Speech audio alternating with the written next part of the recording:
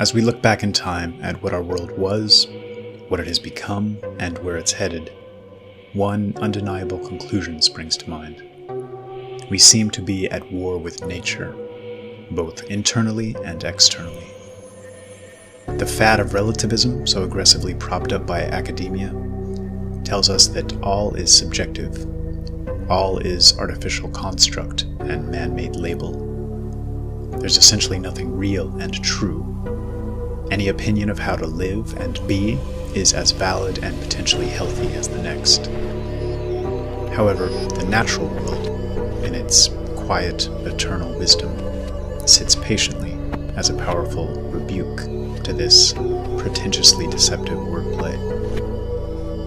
A template of such masterful complexity, operating in perfect balance and harmony, self-propagating, self-refining and improving, always adapting and creating, an echo and reflection of its creator, a shadow of God, insofar as we're able to grasp and understand it. When searching for cues on how to be, on how to best navigate the world around us, there is no better blueprint. And what does nature tell us? It speaks of the importance of order and organization, structure, of immutable laws that govern everything in the universe, from the macro to the micro.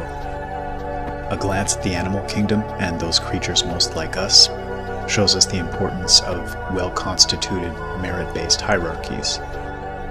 Also, the immense importance of hormones and the fundamental role of estrogen and testosterone in helping shape these hierarchies, as well as determining fitness in mate selection. Finally, nature informs us that creation is the ultimate goal. Self-propagation, recreating ourselves into new and slightly different forms. Any species that turns its back on this universal law commits suicide by so doing, and thereby proves itself unworthy of continued existence. Our age is being indoctrinated into denying this aspect of our true nature, and the outright war being waged on the masculine and feminine is one of the best examples of this.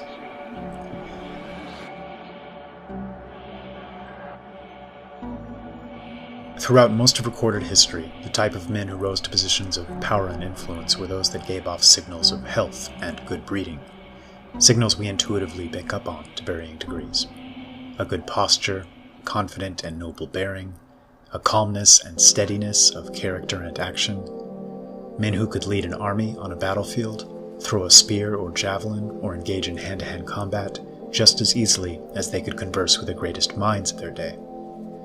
The Latin saying, mens sana in corpore sano, was accepted as the most obvious truth in all ages prior to our own. We recognized that there was real value to the shaping of perspective and worldview in being a balanced human being, not neglecting any area of development and recognizing they all play a role in the creation of a well-adjusted personality.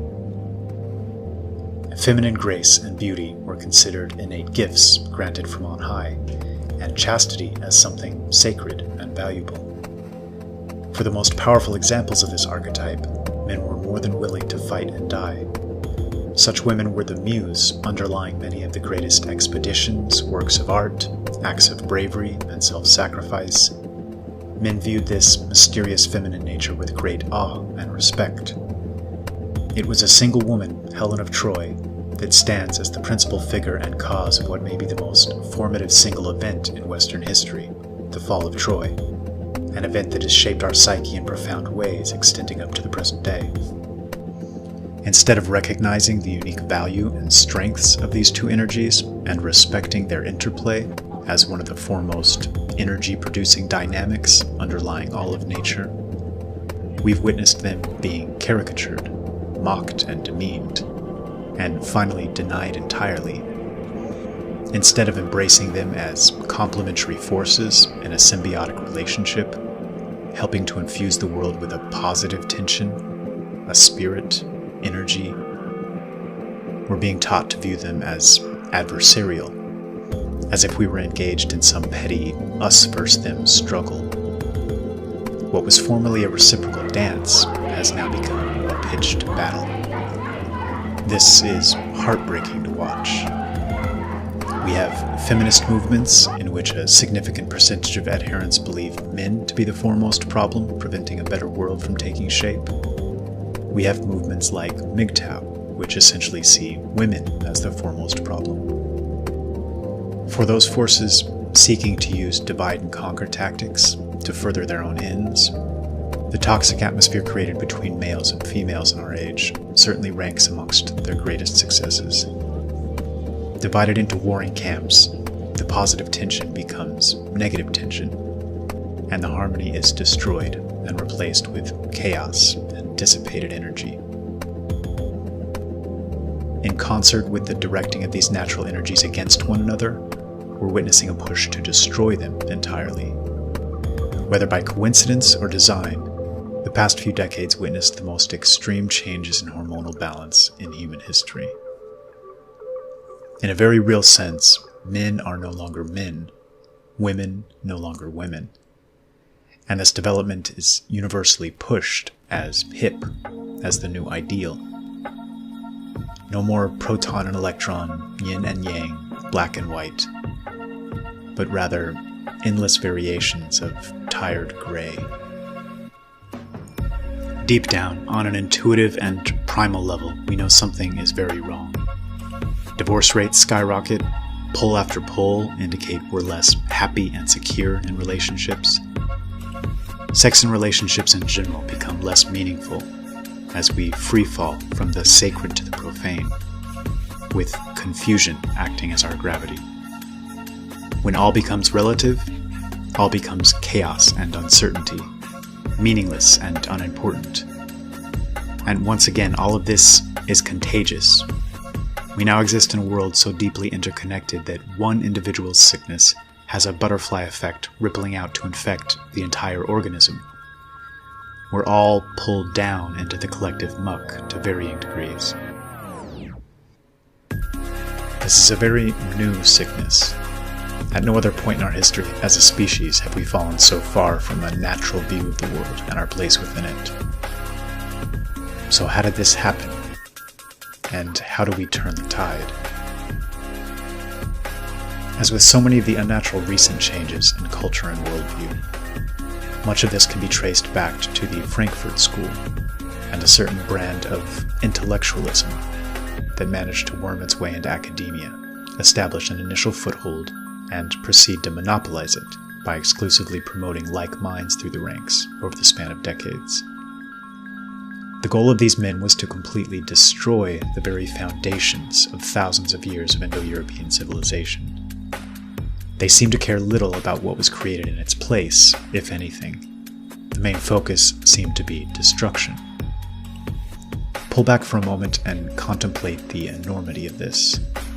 Thousands of years of an unbroken chain of building upon the foundations of our ancestors, attempting to retain what worked best and discard all that didn't through countless tweaks and refinements over generations, created a culture, a moral and ethical structure and traditions, which helped us live more ordered, structured, happy, healthy, and efficient lives. The goal of these self-proclaimed intellectuals was to lay waste to all of this, as quickly and completely as humanly possible. This is no exaggeration or mischaracterization. This was the stated aim of their philosophy, if one can even call it that. Assuming you're lucky enough to have been well raised and provided with a healthy start in life by loving and caring parents, you may be asking yourself, why? What would the impulse be to engage in such behavior? This is the instinctive reaction of every well-constituted soul, incapable of recognizing how those at the polar opposite end of the spectrum of psychological health think and operate. In my view, there are two potential answers here. The first is that this destruction is willful, purposeful, with some enterprising, parasitic souls recognizing that the only way to dominate and control nations, perhaps even the world at large, is to destroy their roots and foundations, sever everything that makes them strong, confident, allows them to plant their feet and feel secure. To create a breed of mindless, consumerist cogs in a machine, one would need to destroy their love and respect for their own fundamental nature, and cause them to embrace the unnatural as modern, as progress.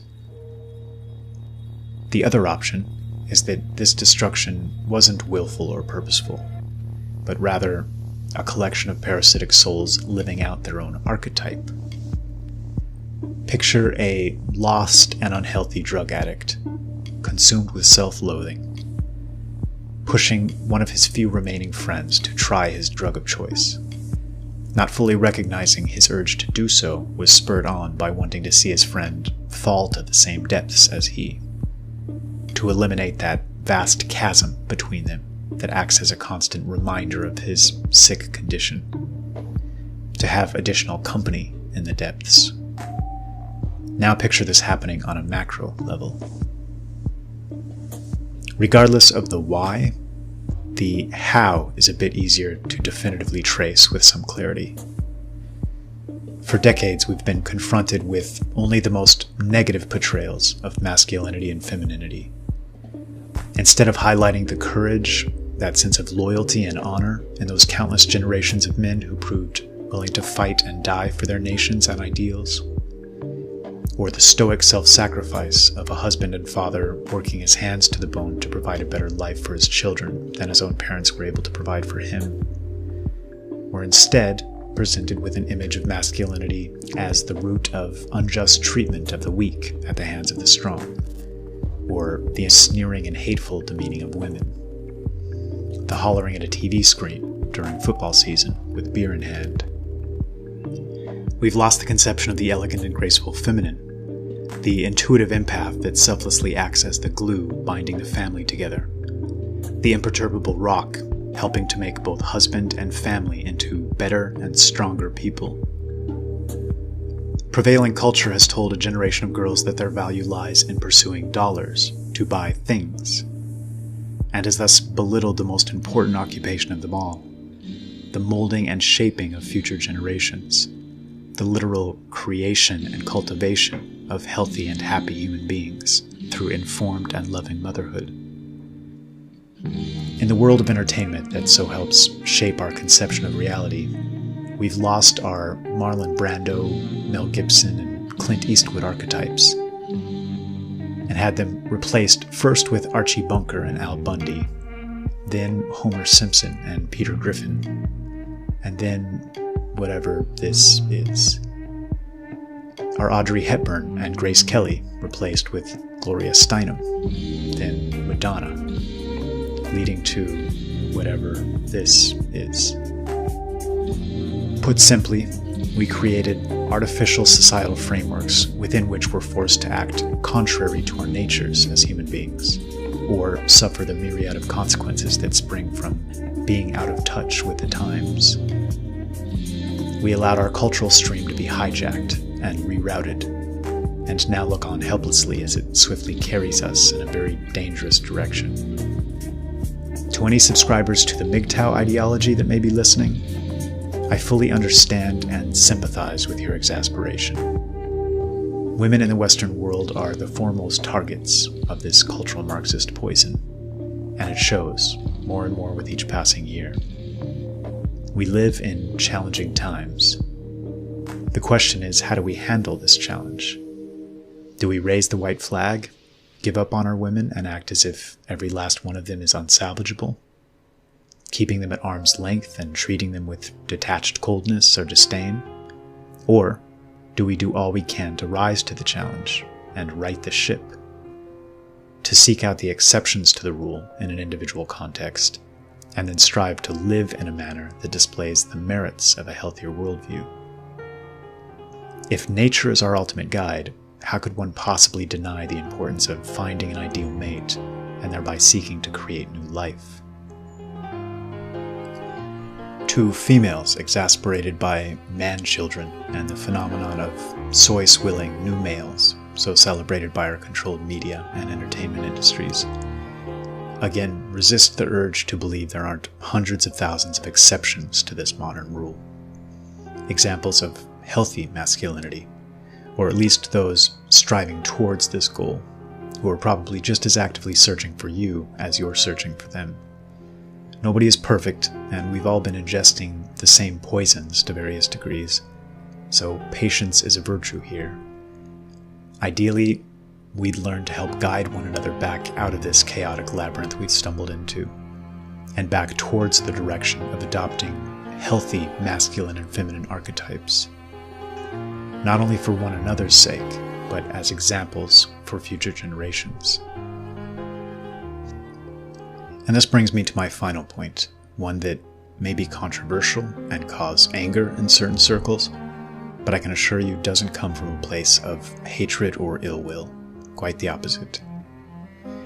In the collective rush to embrace this new fad that we're told marks us out as good people, as tolerant, progressive, hip, modern, it seems we've given little thought to how such attitudes are affecting children. A lack of discussions on the ramifications of raising a child in a home without a healthy male and a healthy female influence, and how this might affect their mental development. I'd encourage everyone to ask themselves this question. When it comes to my own child's well-being, do I trust the example put forth by nature and the ideas subscribed to throughout the entirety of human history up until a few decades ago? Or the ideas of a small handful of men who call themselves intellectuals, whose goals, according to their own words, are to destroy order, structure, culture, and tradition? It's one thing to experiment with our own lives. It's a very different thing entirely to gamble with the mental health and well-being of future generations. And I can't shake the notion that such a gamble borders on child abuse in many cases. At present, things may be far from ideal, and among that subset of the population dragged further downward with the passage of time, by those manipulative Pied Pipers that call the tune of popular culture, things are getting far worse. At the same time, there's more reason than ever to feel optimism. As a reaction to this increase in degenerative chaos, millions are embracing their roots and traditions, and learning once again to prize the wisdom of those that came before us. A wisdom I happen to believe stretches back to the highest wisdom of all. I'm confident there's a new dawn on the horizon, as our clarity improves and we're increasingly able to recognize and expunge the poison in our system. As we learn to become genuine men and women again, to recognize and respect that masculine and feminine nature within us, I look forward to the day in which we put down our weapons and cease to battle, and in its stead, once again resume that eternal, life-affirming dance.